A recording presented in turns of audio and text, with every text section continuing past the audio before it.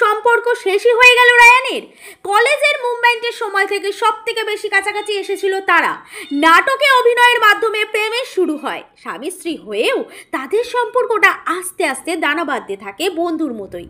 ইতিমধ্যেই পারুলের জীবনে নেমে আসে বিপদ, আদালত অবধি ছুটতে হয় তাকে, আর তখনই পারুলকে বাঁচাতে ছুটে আসে রায়ান।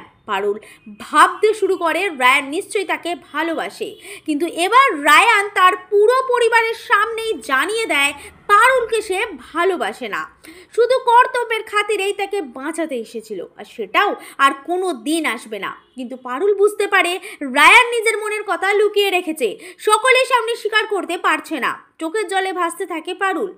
আসলে নায়ক ও নায়িকার ফাইটিং দিয়ে শুরু হয়েছিল ধারাবাহিক, পুরনোদের টেক্কা দিয়ে নতুন বছরের শুরু থেকে ধরে রেখেছিল 1 নম্বর পজিশন।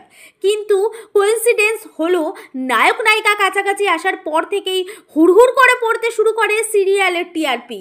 বেশ কিছু সপ্তাহ 3 নম্বরে থাকলেও চলতি সপ্তাহে টিআরপির লিস্ট থেকে বেরিয়ে গেছে পরিণীতা। তাই আবার হয়তো পরিচিত নায়ক নায়িকার বিচ্ছেদের প্লটে ফিরে যেতে চাইছেন পরিচালক ক্রিস।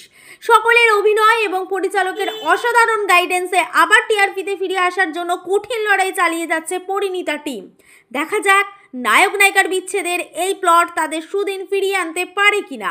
এমনই বিনোদন দুনিয়ার প্রতি মুহূর্তের হানির খবর সাত তাড়াতাড়ি আপনাদের কাছে পৌঁছে দিতে বদ্ধপরিকর টাইমলাইন ক্রিয়েশন।